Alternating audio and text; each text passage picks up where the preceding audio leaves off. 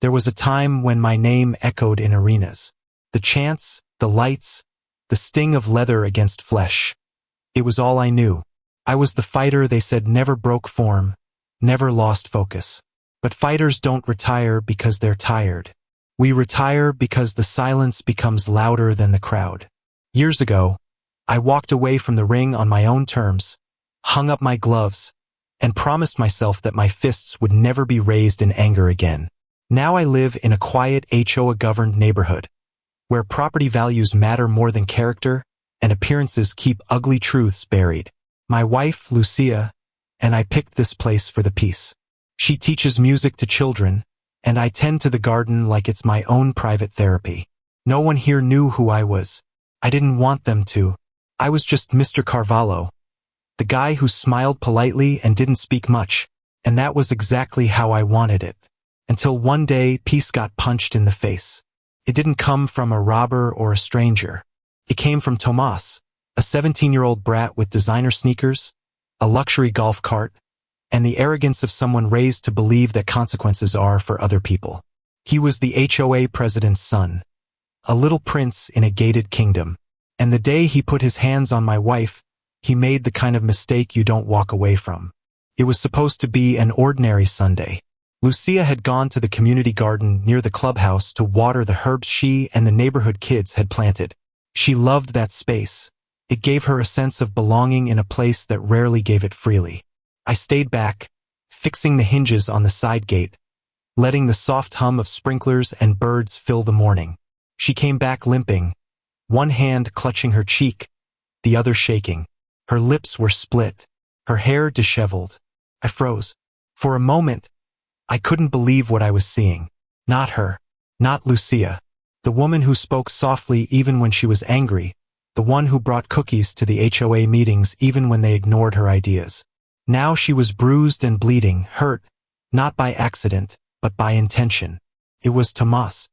He'd gotten into a shouting match with her after she asked him to stop throwing stones near the raised garden beds.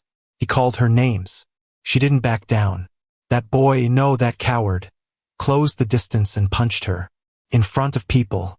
And no one stopped him. No one stepped in. She told me one woman even turned her back. The security guard said it was a misunderstanding. A misunderstanding that left a handprint on my wife's face. I looked at her as she sat on the couch, tears mixing with blood. My fists clenched. My breath caught. I hadn't thrown a punch in years, and now my whole body trembled with rage. But I didn't go running to find the boy. Not yet, because I knew this wasn't just about him. This was about something deeper. Something rotten that had been sitting beneath the surface of this neighborhood, pretending to be civilized. The first thing I did was drive to the security office by the clubhouse. I asked, no, demanded to see the footage. The guard on duty, a young man with a blank stare and a stiff posture, pretended to check the system before telling me the cameras weren't working properly at that time. No apology, no concern, just that robotic phrase repeated like a shield, system error.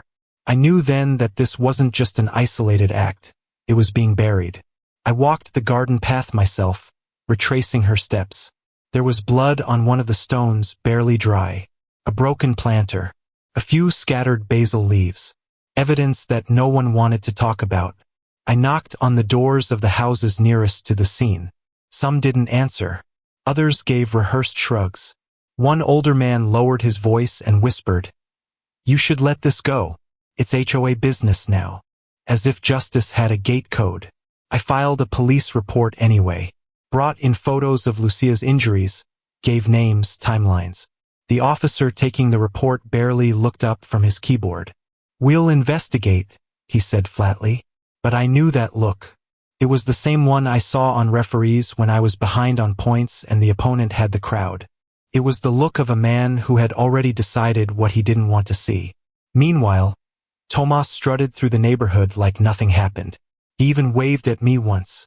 No remorse in his face, just smug entitlement. I felt the pull in my bones, the itch in my fists. But I wasn't ready to hit back. Not yet. I knew this wasn't just about him anymore. It was about everyone who watched him swing at a woman and said nothing. This fight wouldn't happen in the street. No, I would bring it to the place where all fights belong, the arena of truth. The HOA called for an emergency mediation meeting the next evening. Not a hearing, not an inquiry, a mediation, as if what happened to Lúcia was a disagreement over a fence line or a barking dog, not a brutal assault. I arrived alone, wearing the same boots I wore during my last professional fight, an old habit. They reminded me who I used to be, and who I still was beneath the silence. The meeting was held in the community center. Polished floors, fluorescent lights, a banner that read, "Civility starts with us." A long table was already set with bottled water and nameplates. Richard, the HOA president and father of Tomas, sat at the head. He didn't look me in the eye. Karen, the secretary, clutched her pearl necklace like it would protect her from the truth. Lúcia wasn't invited. They said it would be better for de-escalation. They spoke first.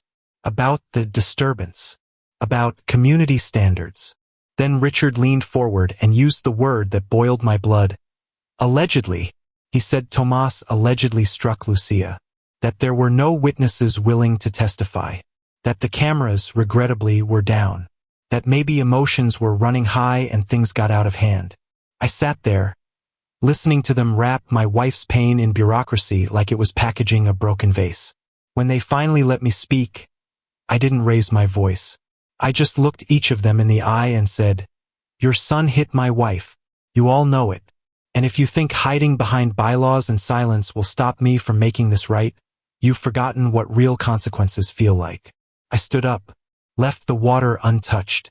As I walked out, I heard Karen whisper to someone, "Isn't he the one who used to box?" Oh, they were about to remember. The next morning I received a letter. Not from the police, not from the court, but from the HOA. A formal notice stating that I had violated the association's civility clause during the meeting. They claimed I had made intimidating remarks and created a hostile atmosphere. I held the paper in my hands, stunned at how quickly the victim had become the threat. The irony stung deeper than any jab I'd ever taken in the ring. That was their game. Control the narrative. Turn the spotlight away from Tomas and onto me. It was classic misdirection, and I knew it well from promoters, crooked judges, even corrupt boxing commissions. They weren't seeking truth. They were protecting their own. This wasn't just about keeping Tomas out of trouble. It was about maintaining their illusion of order. A peaceful, clean community where nothing ugly ever happened. As long as no one talked about it. Lúcia wanted to believe we could still go through the proper channels. "Let's talk to a lawyer," she said softly, her face still swollen but her spirit unbroken. I nodded, but my mind was already racing elsewhere. I knew how long cases like this dragged. I knew how power worked when it wore a tie and smiled behind regulations. And I knew that if I waited too long, they'd bury us in paperwork and silence. So I made a decision. If they wanted to twist the rules, I'd remind them of the rules that never lied. The kind forged in sweat, pain, and discipline. The kind written in my bones. I didn't need to raise my voice. I didn't need to make threats. I just needed to let them keep underestimating me. Because what they didn't realize is that I wasn't done fighting. I was just getting warmed up. 3 days after the attack, Lúcia collapsed while folding laundry. Her body gave out like a string had been cut, and she hit the floor hard. I got to her just in time to catch her head from striking the tile. Her breathing was shallow, her eyes unfocused. The bruises on her face had faded, but something deeper had settled in. Something beneath the skin. I carried her to the car and drove to the hospital like I was chasing time itself. The doctors ran tests. A minor concussion, compounded by stress and a sudden drop in blood pressure. They kept her overnight for observation. I sat beside her in that cold hospital room, the machines humming like tired ghosts, and watched the woman I loved sleep beneath white sheets. She looked small in that bed, fragile, and I hated that. I hated that I had let this place, this HOA, this boy make her feel unsafe in the one place I was supposed to protect. While she rested, I looked out the window at the city lights. I thought about the years I'd spent training, learning to measure every breath, every reaction, every second between impact and decision. I had always believed that walking away from violence was the real strength, that not fighting meant I'd finally won. But sitting there, watching Lúcia hooked up to monitors because some privileged punk had never been taught limits, I realized something. Maybe walking away had cost me more than I thought. When the nurse came in and asked if I wanted to call a counselor, I said no. What I needed wasn't a therapist. What I needed was clarity. And I found it, not in her words, but in the sound of my own heartbeat. Calm, controlled, focused. For the first time in years, I felt the rhythm of the ring rising in my chest again. Not out of rage, but purpose. They hurt the wrong woman, and I was about to show them who they really picked a fight with. 2 days after Lúcia came home from the hospital, I got a knock on my door. It wasn't the police, and it wasn't the HOA delivering another veiled threat. It was Miguel, the quiet guy from 2 houses down. Early 30s, Latin, glasses always slipping down his nose. A software engineer who rarely spoke above a whisper. We'd nodded at each other in passing, shared a few waves, nothing more. But today he looked like a man carrying something heavy. I saw what happened, he said, voice low.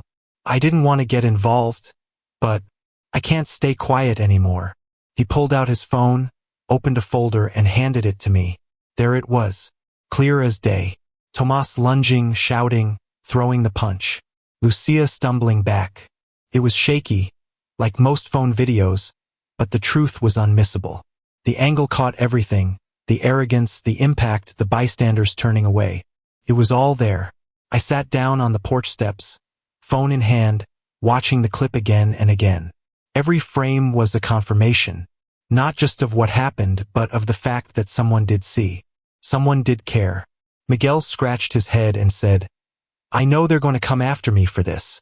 My HOA fees already went up this year, and I have a feeling that wasn't a coincidence. But if you're going to do something, I wanted you to have this. I looked up at him, the quietest man on the block, and saw what real courage looked like. Not noise, not anger, just someone who finally decided enough was enough. I thanked him. He handed me a USB with a backup of the footage. Then he walked away without saying another word. In my hand, I held more than evidence. I held leverage. And in this neighborhood, truth recorded on camera was more dangerous than any punch I could throw. I brought the video to the next HOA board meeting. This time, I didn't sit quietly. I stood as soon as the floor opened, connected my laptop to the community projector, and played the footage without saying a word. The room went dead silent. You could hear every breath, every foot shuffle, every second tick away as Tomás's punch echoed across the speakers. No one could look away, not even the ones who'd tried so hard to pretend it never happened. When the screen went black, I turned slowly to the board. Richard, the HOA president and Tomás's father, looked pale. His wife stared straight ahead, refusing to blink. Karen, always the first to speak, was quiet now. Her hands clutched in her lap like a child caught stealing. I let the silence stretch, let it weigh on their carefully ironed shirts and self-righteous stares. Then I spoke. Now tell me again how the cameras weren't working. Tell me again how there were no witnesses. They fumbled. They asked where the video came from. They questioned whether it had been edited. They even had the nerve to suggest that showing it publicly violated community decorum. But their panic only confirmed the truth. They knew. They had always known. They had buried it, protected him, not out of love but out of fear. Fear of scandal. Fear of losing control. Fear that people would see the truth behind the trimmed hedges and manicured smiles. I didn't argue. I didn't raise my voice. I just left the video running on a loop and walked out. Let them sit with it. Let them drown in it. Because now the lie wasn't just hidden in their paperwork. It was playing on a screen for everyone to see. And I was no longer asking for justice. I was preparing to force it. The video spread through the neighborhood faster than wildfire. At first, just a few whispered mentions at the mailbox. Then glances. Then cold shoulders. By the weekend, Lúcia and I were being treated like a virus that had infected the perfect illusion of our gated paradise. Not because we lied, but because we told the truth. The wrong truth. The kind that makes people uncomfortable in dinner parties and HOA potlucks. Some neighbors stopped waving. A few sent anonymous letters, not of support but of warning. You're creating tension. It would be better if this went away. One had the audacity to suggest that maybe Lúcia provoked it. That maybe we were making things worse for ourselves by not letting the board handle it internally. Internally. Like a tumor. Like rot. Like bruises that heal wrong beneath makeup and silence. Even the local coffee shop we frequented seemed colder. Our drinks were suddenly delayed. Our orders forgotten. Friends we had helped move in or whose kids Lúcia tutored in piano now walked the other way. Not because they didn't believe us, but because believing us meant admitting the system they enjoyed was built to protect some and punish others. And none of them wanted to confront the price of their peace. But we didn't retreat. We walked taller. We greeted every scowling neighbor with a smile they didn't deserve. And every day I trained. Quietly. Relentlessly. Not out of anger, but out of discipline. Because the storm wasn't over. No, it was just forming.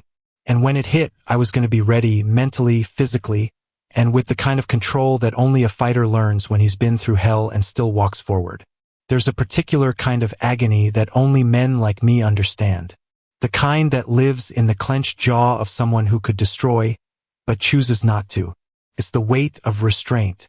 The burning heat in your chest when you see injustice and keep your fists at your sides because you know that one wrong move would let them paint you as the monster they want you to be.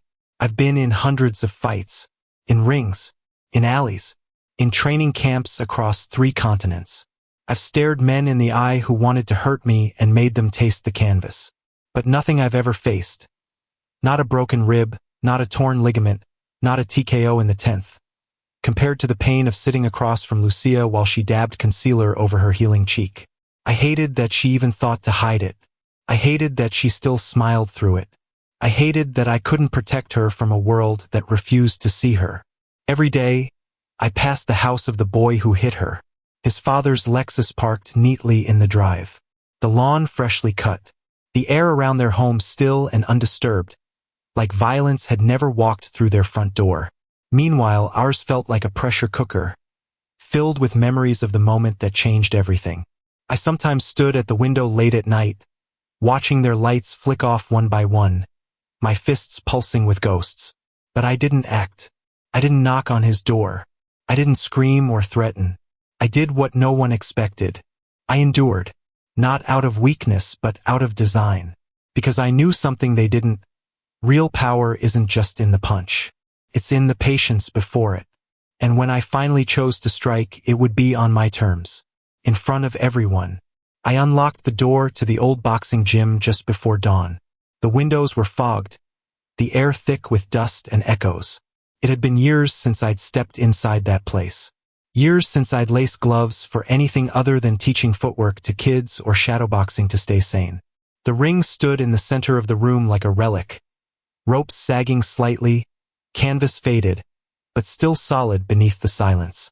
I walked toward it, slowly, like I was approaching a version of myself I had buried. I climbed through the ropes and stood in the center, breathing it in. No crowd, no music, just the sound of my own heart, steady but louder than it used to be. I closed my eyes and let my body remember. The feel of shifting my weight, the tension in my calves. The natural instinct to square my shoulders and lower my center of gravity. The rhythm was still there. Waiting. I started moving. Light footwork. Jabs in the air. A slip, a pivot, a double hook. The sound of my fists slicing through the air brought the memories flooding back. Not just of victories, but of the discipline it took to earn them. Of waking before the sun. Running until my lungs begged for mercy. And training until even pain learned to sit quietly in the background.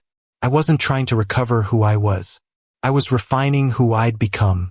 This wasn't about revenge anymore. It was about reclaiming.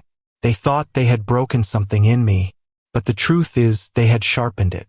Woken up the part of me that never needed applause or permission.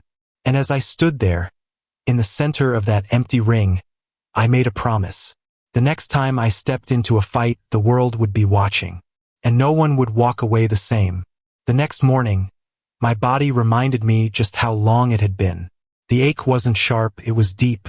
The kind of pain that settles into your bones, that doesn't scream but whispers, reminding you with every step that time doesn't wait for anyone.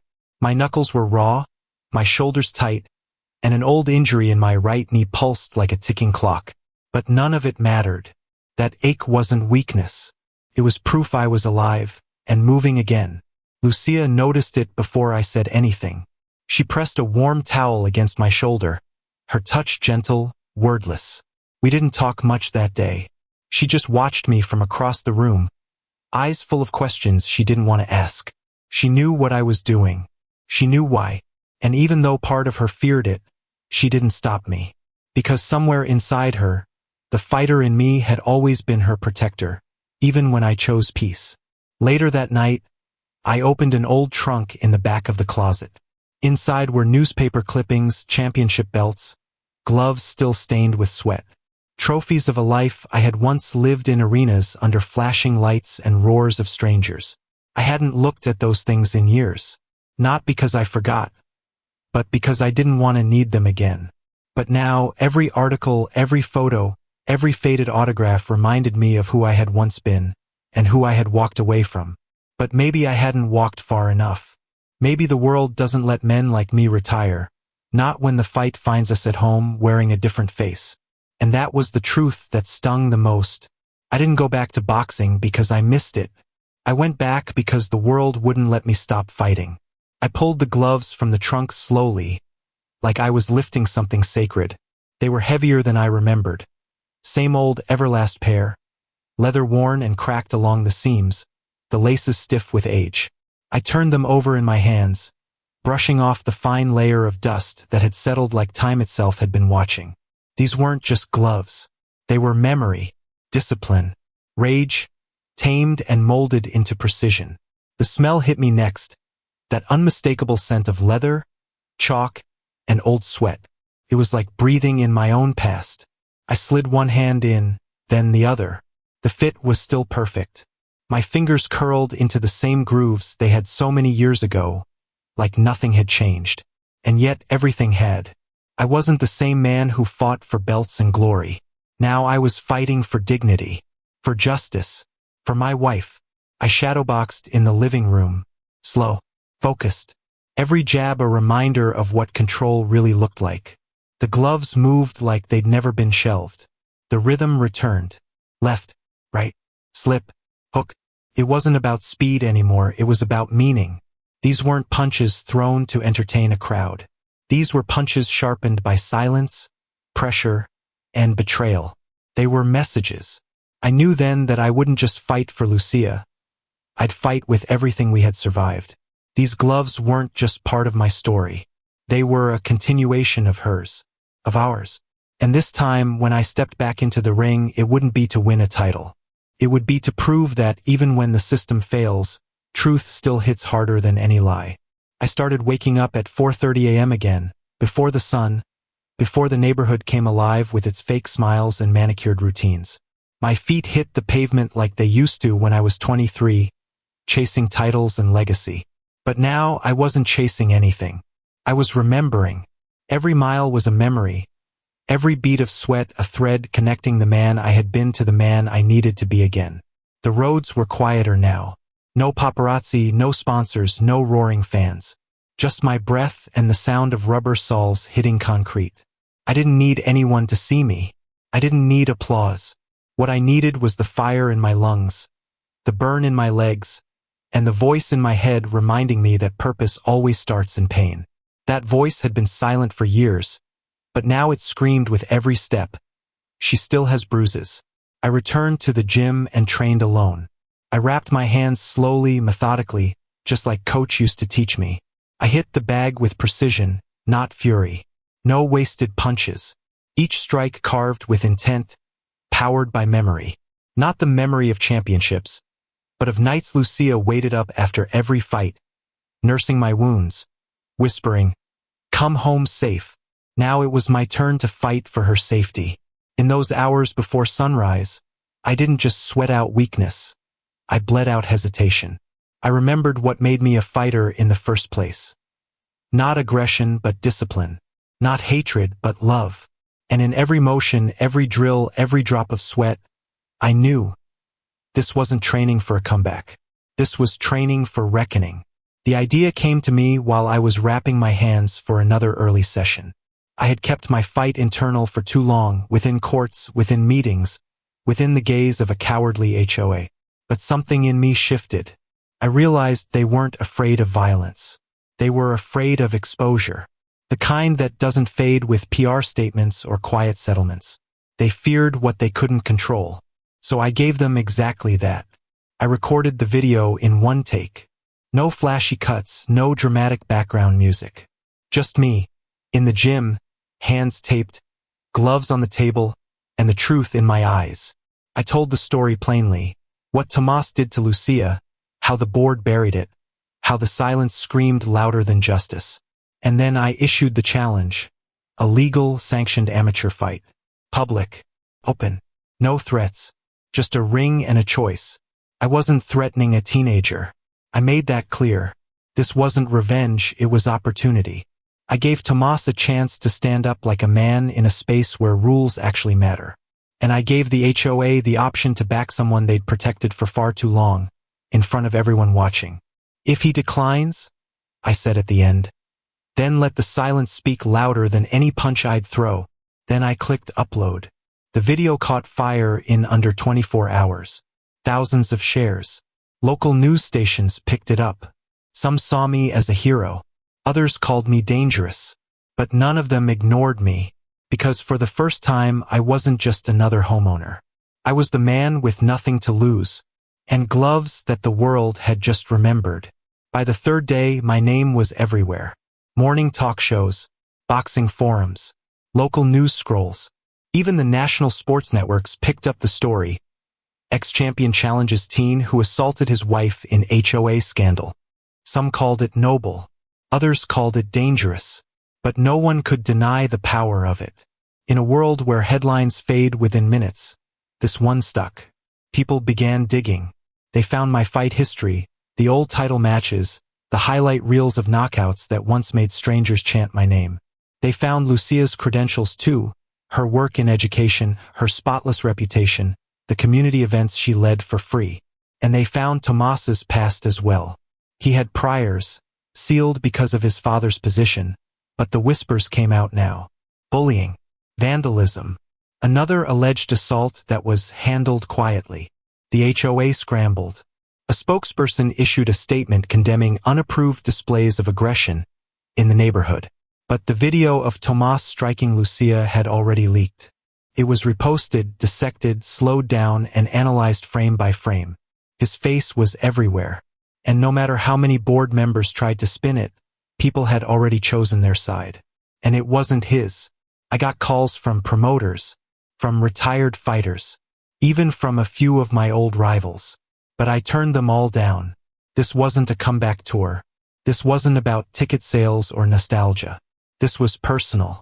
I didn't want pay-per-view. I wanted clarity. And I wanted Tomas face to face, in a ring where the only thing that mattered was truth, and the sound of gloves meeting consequence. The silence from Tomas was louder than any denial. Days passed. He didn't respond publicly. Not a word, not a statement. His social media went dark. The HOA stayed tight-lipped. But the fear was showing. Cars came and went from his family's home at odd hours. I saw Richard pacing on his porch one night, phone to his ear, gesturing wildly into the shadows. They were scrambling. Not because I challenged them to a fight, but because the lie was unraveling faster than they could patch it. The neighborhood had become divided. Some of the residents, especially the younger ones, stood with us. They posted the video. They shared articles. One neighbor hung a homemade sign in his window that read, "Justice doesn't live behind gates." Others crossed the street when they saw me coming. They didn't want truth, they wanted peace, even if it meant pretending nothing had happened. But peace built on silence is just a coffin with better lighting. One night, Miguel came over again, eyes wide. "They're trying to say you threatened the kid," he whispered. "They're drafting something, a complaint, trying to label you dangerous." I nodded. Of course they were. If they couldn't beat the truth, they'd try to paint me as the threat. Classic deflection. But I wasn't afraid of their words. Not anymore. I had gloves. I had discipline. I had control. They had only fear. And that's what truth does. It terrifies people who rely on lies. Not because truth is violent, but because it can't be bought, buried, or softened. It stands up, fights back. And as I looked out at the street that once ignored me, I realized something. I didn't need them to believe me. I just needed them to watch. It arrived in a manila envelope with no return address. Just slid under my front door like a coward's confession. Inside was a cease and desist letter drafted by the HOA's legal team. It accused me of slander, intimidation, inciting public unrest, and violating the community harmony policy. They demanded I take down the video, retract the challenge, and issue a public apology. The final line read like a threat, dipped in legal ink. Failure to comply will result in civil and possibly criminal action. I read it twice. Then I laughed. Because this desperate attempt to muzzle the truth proved I had them cornered. If they weren't afraid, they wouldn't have tried to shut me up. They wouldn't be hiding behind paperwork and policy. And they certainly wouldn't be asking for my apology after their son turned my wife into a headline. They wanted me to flinch, to retreat. But all they did was hand me more fuel. Lúcia read it silently. She didn't cry. She didn't panic. She just placed the letter on the table, folded her hands, and said, "They're scared." I nodded. We both knew what fear looked like. I'd seen it in the eyes of men who stepped into the ring with bravado but no stamina. This was the same fear, just dressed in boardroom suits and HOA jargon. I made a copy of the letter. Then I posted it online. No commentary, no outburst, just the truth once again laid bare. The internet did the rest. Thousands of comments. Journalists called. Attorneys offered pro bono services. And just like that, the attempt to silence me became a megaphone. Because when the powerful try to erase you, you don't disappear. You speak louder. Tomás had lived his whole life cushioned by impunity. He was used to getting away with everything. From crashing golf carts into flower beds to hurling insults at neighbors like it was sport. People looked the other way because of his last name, because of who his father was. Consequences were always someone else's problem. But now, with his name plastered across headlines and video replays of his punch circulating like wildfire, something cracked in his polished, privileged world. They thought I'd just yell, maybe make a scene, maybe get arrested and discredited. That's what they expected. They never imagined I'd move with calm precision, with discipline honed by years of surviving both fame and fists. They didn't expect I'd be strategic, that I'd train in silence, speak in truth, and fight in the open daylight where lies die quickly.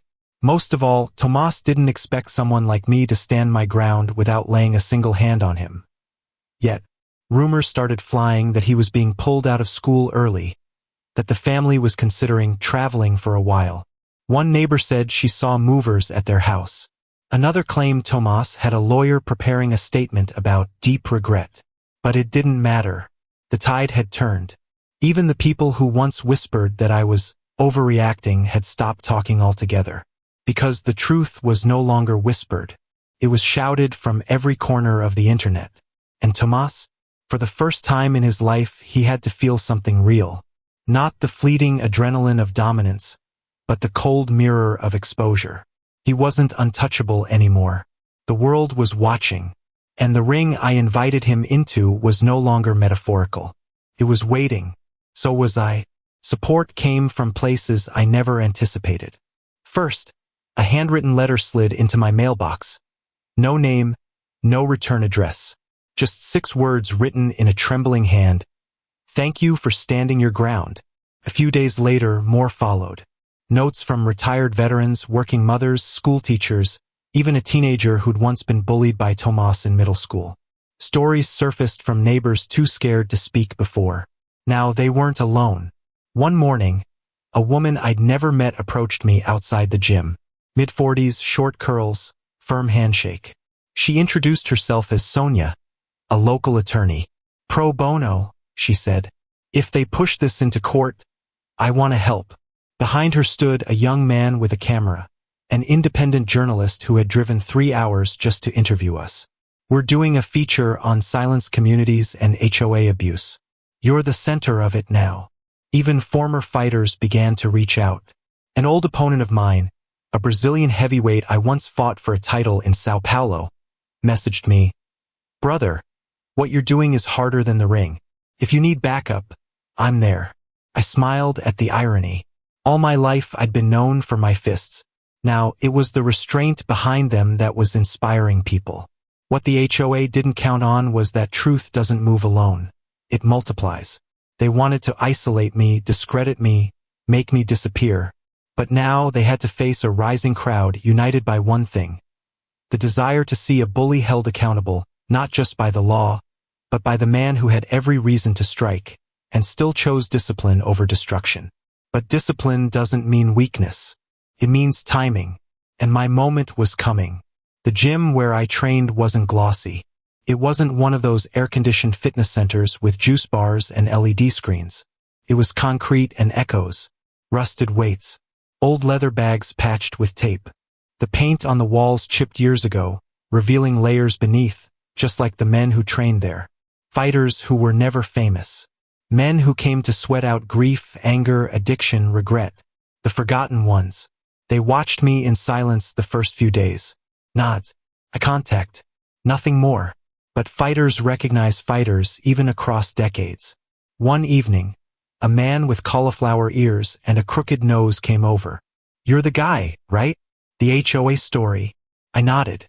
He offered his hand. "My daughter's teacher saw your video. Said you're standing up for all of us who couldn't." Word spread in that gym faster than any headline ever could. I didn't just train alone anymore. A few of the old regulars started jumping rope with me, holding mitts, giving advice. "Tighten that left hook. Watch your weight distribution." It was like they'd been waiting for someone, to remind them that the fight never really leaves you. And I wasn't the only one healing in that place. Every bag hit, every bell rung echoed with something deeper than technique. It echoed with purpose. This gym wasn't polished. It wasn't part of the narrative the HOA tried to sell. But it became my fortress, my proving ground. And as I stood beneath the flickering fluorescent lights, sweat dripping onto the cracked mat, I realized something. They had luxury. I had legacy. And legacy doesn't flinch when the spotlight fades. It fights harder. Tomas wasn't just a reckless teenager. He was a product, a reflection of everything broken and protected in places like ours. He had never been told no, never held accountable, never made to feel the sting of responsibility.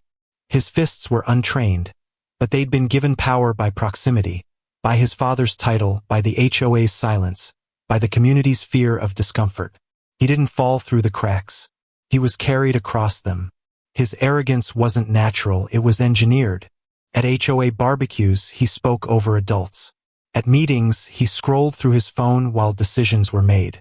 Teachers had tried to discipline him, but Richard had always stepped in. "Boys will be boys," they said, until the boy became a storm no one wanted to claim. And now that storm had a face, and that face had landed a punch on my wife. The system had raised him, but now it was trying to hide him. Behind his smirk was cowardice. Not fear of me, but fear of exposure. For the first time, there were no gates to protect him. No HOA meeting to shut things down. No cameras mysteriously turned off. He was out in the open, and that's where the system always falls apart, when it has to explain itself in daylight. The same people who once praised him as a bright young man now avoided using his name at all. But I never looked away. I didn't let them soften his image. I didn't let them bury what he did under phrases like teenage mistake or high emotions. He wasn't just a teenager. He was the sum of every unchecked abuse the HOA enabled. And I wasn't just a boxer. I was the line they never thought they'd cross. Until they did. Now the system had to answer for its own son. The date was set. The venue. A modest local gymnasium downtown with bleachers that creaked and lights that buzzed overhead. Not Madison Square Garden, not Vegas under the neon glow. But it didn't have to be. What mattered was the ring. For corners. 2 men. One truth.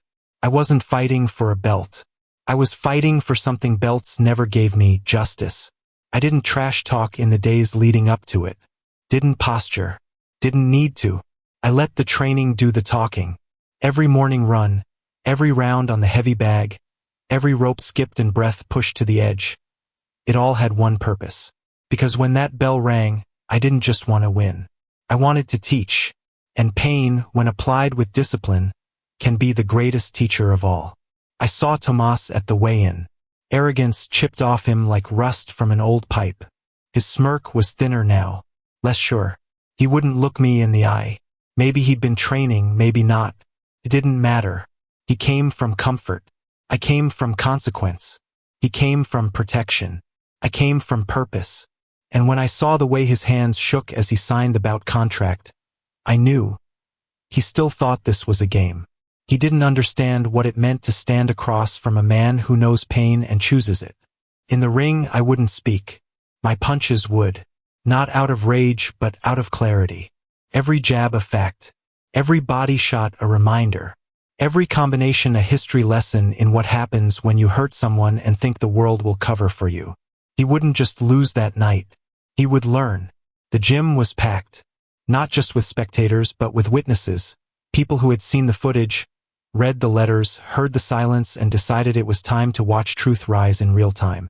There were no fancy ring girls, no commentators, no flashing lights. Just the buzz of anticipation.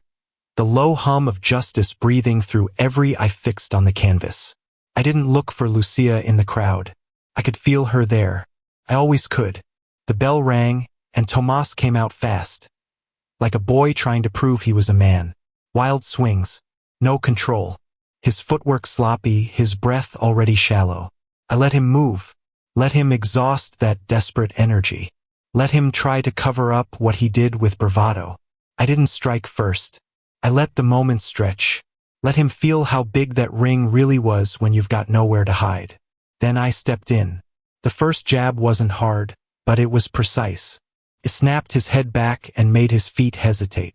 The next two were faster, sharper. A left to the ribs. A right hook that clipped his chin. Suddenly, he wasn't throwing punches, he was covering up. That's the thing about people who've never been hit back. They don't know what to do when power comes from somewhere earned. When it's quiet, focused, clean. His nose bled in the second round. But that blood didn't belong to me. That pain wasn't ours. It was the weight of 100 consequences never delivered finally arriving all at once. And I wasn't there to punish. I was there to remind him what truth feels like, when it doesn't flinch, doesn't scream. It lands. By the third round, Tomas was unraveling. The boy who strutted through HOA meetings like a prince was now clinging to the ropes, sweat pouring down his face, his eyes wide, not from pain but realization. For the first time in his life, he wasn't in control. There were no parents to step in, no board members to twist the narrative. It was just him, and me, and the truth bouncing off the canvas with every step. I didn't go in for the knockout. That would have been too easy. I wanted him to feel every moment. To sit in the discomfort he'd never been forced to endure. I used my footwork, my angles made him chase shadows. The crowd wasn't chanting. They were watching, holding their breath. Because this wasn't just a fight, they understood now. This was a man being stripped of his armor in real time. In the fourth, he swung wildly out of desperation, not strategy. I ducked, pivoted, and caught him clean with a counter left that snapped his head sideways. He staggered. His mouthpiece dropped. I backed away and let the ref step in. He looked at me, not with defiance, but confusion. Like a child finally understanding that actions, no matter how long protected, have a cost.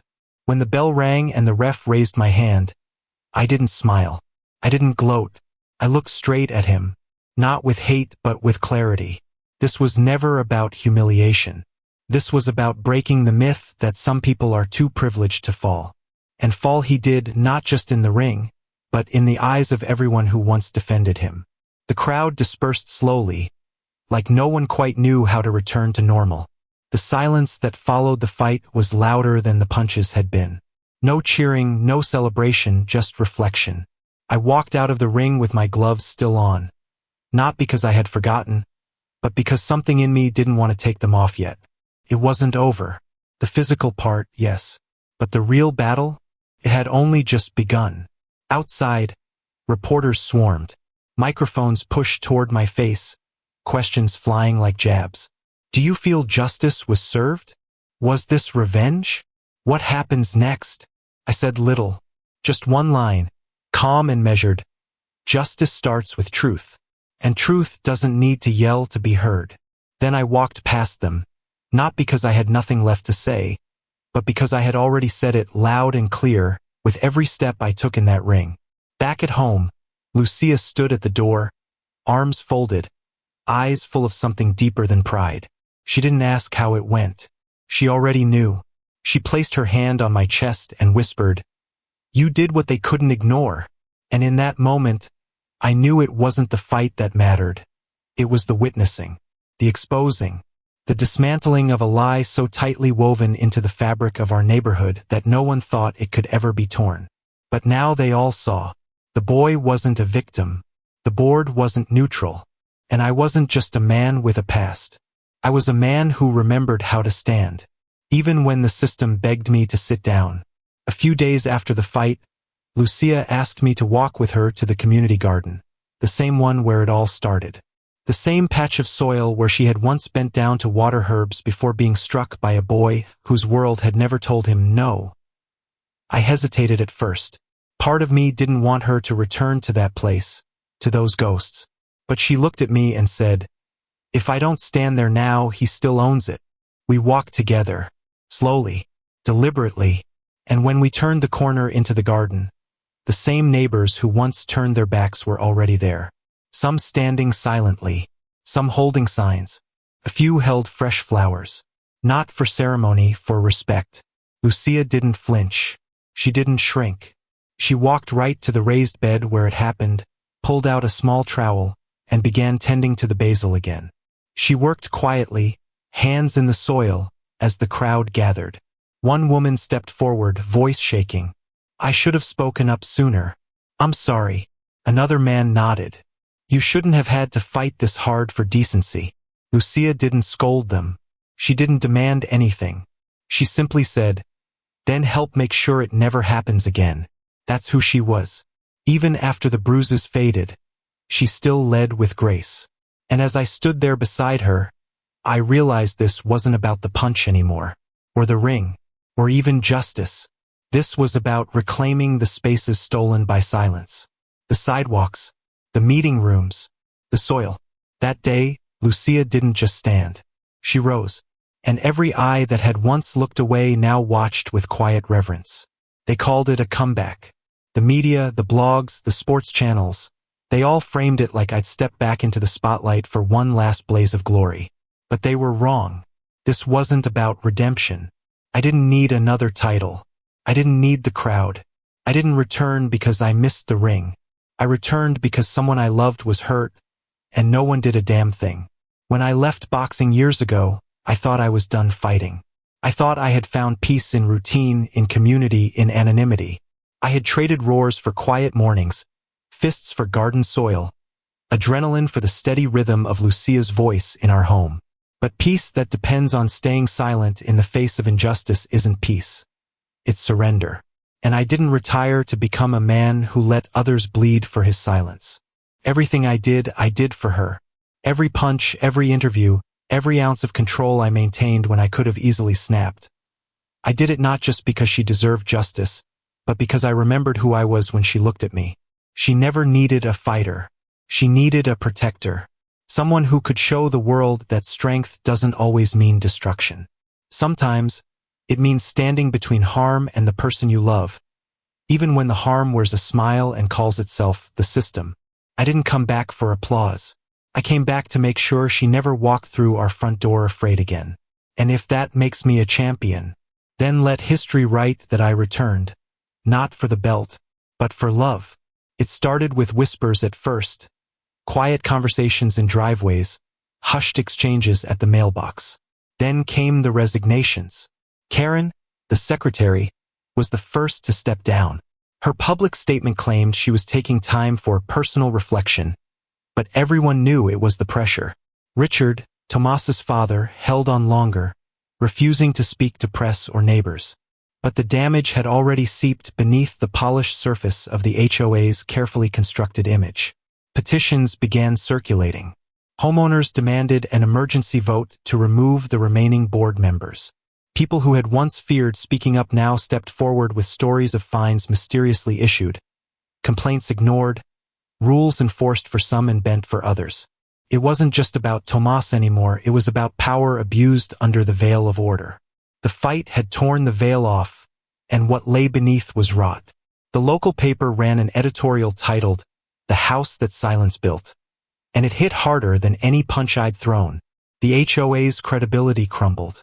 Attendance at meetings surged. Voices rose. The community remembered it had a spine. Even the state's Housing Commission opened an inquiry into the HOA's practices. The cameras were finally turned back on, not just the security ones, but the ones that matter, the public eye, the legal eye, the moral one. Richard stepped down quietly, late one evening. No announcement, just an email forwarded through a paralegal. Tomas was reportedly enrolled in an out-of-state program, some kind of rehabilitation or image cleansing. But no amount of distance could erase what was recorded, what was witnessed, what had changed, because the HOA tried to bury the truth. But instead, it planted something stronger: accountability. Months passed. The grass grew back where protest signs had once stood. The garden bloomed again. Basil, mint, rosemary, all nurtured by the same hands that had once trembled with trauma. The bruises faded, but the memory didn't. It lived in every neighbor who now waved instead of whispering. It echoed in every child who played freely on the sidewalks, watched over by a community that had learned the hard way what silence costs. The HOA was restructured from the ground up. New leadership, new rules, real transparency. For the first time, board meetings filled with voices that had once been ignored. People listened. People cared. The cameras worked again, not to watch but to protect. The very walls that once shielded injustice now bore the weight of truth. And the gate that once closed to keep people out stayed open. Lúcia started hosting weekend gatherings in the garden, story readings for kids, workshops on healing through community. She became more than a survivor. She became a leader. Her voice, once spoken quietly in meetings and ignored, now carried power. Not because it was loud, but because it was earned. When she spoke, people leaned in. As for me, I kept training. Not because I needed to fight, but because it reminded me of what I had to protect. Some asked if I'd return to the ring again professionally. I always said no. The greatest fight I'd ever faced wasn't for a title. It was in my own backyard. And I won, not with a knockout, but with patience, discipline, love. The gate still stands at the entrance to our neighborhood. But now it's just a frame, a reminder that real safety doesn't come from keeping people out. It comes from standing up when it matters most.